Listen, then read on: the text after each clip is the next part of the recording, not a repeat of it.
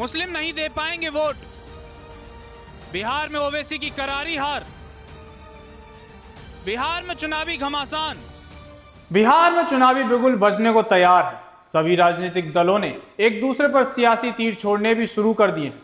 लेकिन सबसे बड़ा सवाल है कि आखिर सरकार ने वोटर लिस्ट रिवीजन को लेकर जो ऐलान किया है, इससे किसे मुनाफा होगा और किसे नुकसान।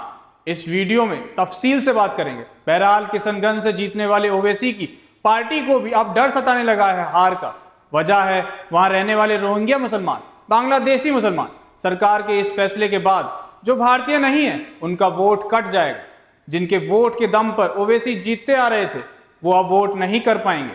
अगर वोट करना है तो सरकार द्वारा निर्धारित किए गए सारे डॉक्यूमेंट्स दिखाने होंगे। इन तमाम मुद्दों को समझने के लिए पेश है एक रिपोर्ट। बिहार में चुनाव आया है, नेता रंग बदल रहे हैं, बयानबाजी हो रही है, जनता से झूठे वादे और दावे किए जा रहे हैं और ओवैसी की पार्टी का मुस्लिमों के वोटों को लेकर रोना शुरू हो गया है। जो बिहार के नौजवान बाहर हैं, चाहे मुंबई में हो, दिल्ली में हो, हरियाणा में हो, पंजाब में हो, हैदराबाद में हो, उनके लिए बड़ी दिक्कत पेश आएगी। और अगर नाम उनका नहीं आएगा तो फिर उनको वोट डालने का इख्तियार नहीं मिलेगा। और फिर ये जो एक्सरसाइज को इलेक्शन कमीशन खुद अपने उसमें नोटिफिकेशन में कह रहा है कि ईआरओ और ईआरओ सिटीजनशिप एक्ट 1955 में कॉम्पिटेंट अथॉरिटी को बोल सकता है। अब जिसका नाम नहीं आएगा वो तो अपना वोट भी खो देगा, उसकी लाइवलीहुड का भी उसको एक नुकसान हो जाएगा। तो ये सब बातें हमने उनके सामने रखी। बहुत देर तक हमारी मीटिंग हुई। उन्होंने अपनी बात को कहा, उन्होंने भी बताया हमको। अब ये हमारी आज की मीटिंग की ये वो माने मोटा मोटा ये जो हुआ। वहीं कांग्रेस भी छाती पीट रही है। बीजेपी अपना दर्द नहीं भुला पा रही। लेकिन बिहार में सरकार किसी की भी हो, जनता के मुद्दे, बेरोजगारी के आलम, चरमराता सिस्टम, ध्वस्त पुल, जर्जर सड़कें, बाहर से परेशानी से हमेशा जनता जूझती रही है। लेकिन हारे सरकार कब सुनी जाएगी जनता की बात। इसलिए कहा जाता है बिहार में काबा। बिहार में वोटर लिस्ट के विशेष जांच को लेकर चर्चा चल रही है। कांग्रेस नेता अभिषेक सिंघवी ने कहा कि चुनाव आयोग ने 2003 से पहले के वोटरों के नाम नहीं हटाएंगे, लेकिन बाद के नामों को संदिग्ध मानकर जांच होगी। वे इसे गलत मानते हैं क्योंकि लोगों को अपनी नागरिकता साबित करनी होगी, वरना नाम हट सकता है। 12 जुलाई 2025 को कांग्रेस ने कहा कि सुप्रीम कोर्ट के 10 जुलाई के आदेश को गलत ढंग से पेश किया जा रहा है। कोर्ट ने जांच को संवैधानिक जिम्मेदारी बताया है और Aadhaar card, voter ID, ration card को दस्तावेज के रूप में इस्तेमाल करने की अनुमति दी। अगली सुनवाई 28 जुलाई को होगी। सिंघवी ने कहा कि ये जांच कोई कानून नहीं बल्कि प्रशासनिक आदेश है और नागरिकता जांच का अधिकार चुनाव आयोग को नहीं है।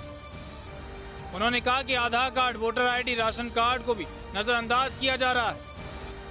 उन्होंने बताया कि 5 करोड़ वोटरों की जांच 2-2.5 महीने में मुश्किल है। कानून में एसआईआर का जिक्र नहीं, सिर्फ गहन पुनरीक्षण की बात है।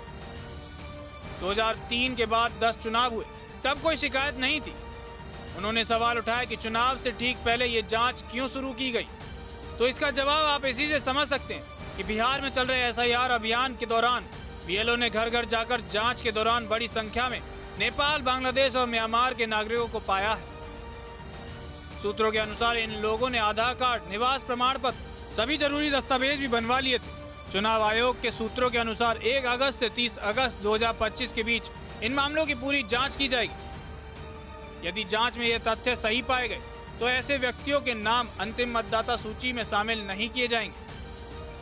ये अंतिम सूची 30 सितंबर 2025 को प्रकाशित की जाएगी। राज्य में इस वर्ष के अंत में विधानसभा चुनाव होंगे। असदुद्दीन ओवैसी की पार्टी AIMIM ने 2019 के उपचुनाव में जीत दर्ज की थी। ओवैसी का मुख्य वोट बैंक मुस्लिम विशेष रहा है। AIMIM की जीत स्थानीय मुस्लिम आबादी के वोट पर ही निर्भर होती है। बिहार के कुछ इलाके जैसे किशनगंज में बंगाली मुस्लिम आबादी ज्यादा है।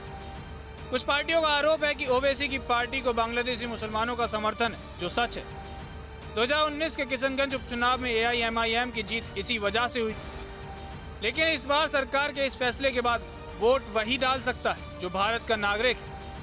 अब क्या इस फैसले के बाद असदुद्दीन ओवैसी की पार्टी जीत पाएगी? इस सब के बाद सवाल उठता है कि क्या वोटर लिस्ट का मुद्दा वाकई लोगों के हक से जुड़ा है या ये सिर्फ राजनीति का नया हथियार बन गया?